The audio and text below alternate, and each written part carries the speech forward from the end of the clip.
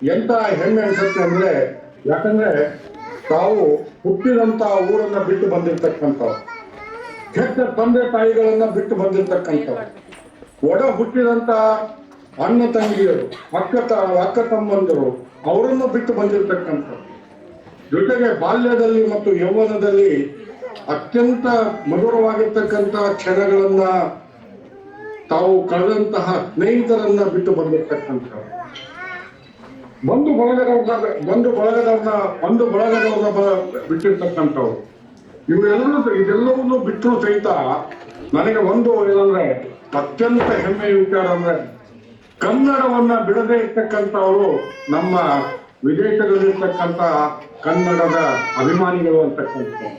ಹಾಗಾಗಿ ತಾವು ಇಲ್ಲಿ ಬಂದಿರ್ತಕ್ಕಂಥದ್ದು ಭವಿಷ್ಯಕ್ಕೋಸ್ಕರವಾಗಿ ಬಂದಿತ್ತು.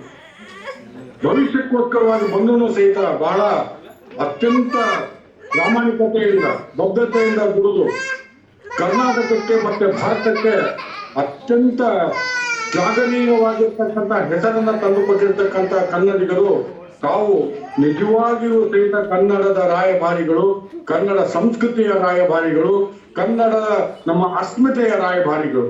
ಹಾಗಾಗಿ ತಮಗೆಲ್ಲರಿಗೂ ಸಹಿತ ಕನ್ನಡ ಸಾಹಿತ್ಯ ಪರಿಷತ್ತಿನ ಅಧ್ಯಕ್ಷನಾಗಿ ಅಭಿನಂದನೆಗಳನ್ನು ಸಲ್ಲಿಸ್ತಾ, ಇದೇ ಸಂದರ್ಭದಲ್ಲಿ 87ನೇ ಅಖಿಲ ಭಾರತ ಸಾಹಿತ್ಯ ಸಮ್ಮೇಳನ ಮಂಡ್ಯದಲ್ಲಿ ನಡೀತಾ ಇದೆ.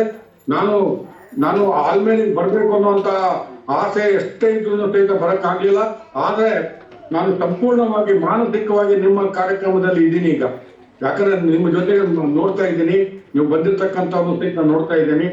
ಹಾಗಾಗಿ 87ನೇ ಅಖಿಲ ಭಾರತ ಸಾಹಿತ್ಯ ಸಮ್ಮೇಳನಕ್ಕೆ ತಾವೆಲ್ಲರೂ ಸಹಿತ ಬರ್ಬೇಕು ಅನ್ನುವಂಥದ್ದು ಸಾಹಿತ್ಯ ಪರಿಷತ್ತಿನ ಅಧ್ಯಕ್ಷನಾಗಿ ತಮಗೆ ಆಹ್ವಾನವನ್ನು ಕೊಡ್ತಾ ಇದ್ದೇನೆ.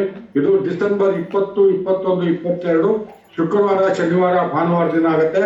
ತಾವು ದಯವಿಟ್ಟು ಖಾತ್ರಿ ಪಡಿಸಿದ್ರೆ ತಮಗೆ 3 ದಿನದ ವಸತಿಯನ್ನು ಕೊಡ್ತೀನಿ ಮತ್ತು ಊಟ ಉಪಚಾರವನ್ನು ಸಹಿತ ಮಾಡ್ತೀನಿ. ನಿಮ್ಮ ಭೇಟಿ 87ನೇ ಅಖಿಲ ಭಾರತ ಸಾಹಿತ್ಯ ಸಮ್ಮೇಳನ ಮಂಡ್ಯದಲ್ಲಿ.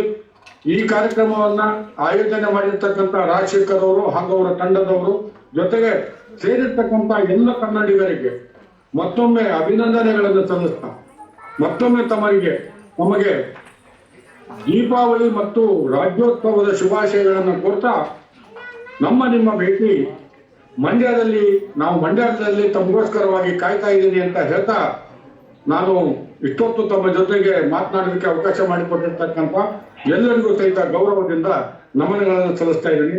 ರಾಜಶೇಖರ್ ಅವರೇ, ಅಭಿನಂದನೆಗಳು ಮತ್ತು ಈ ತಮ್ಮ ತಂಡದವರ ಜೊತೆಗೆ ಮಾತನಾಡೋದಕ್ಕೆ ನಮ್ಗೆ ಅವಕಾಶ ಕೊಟ್ಟದಕ್ಕಾಗಿ ಧನ್ಯವಾದಗಳು. ನಮಸ್ಕಾರ.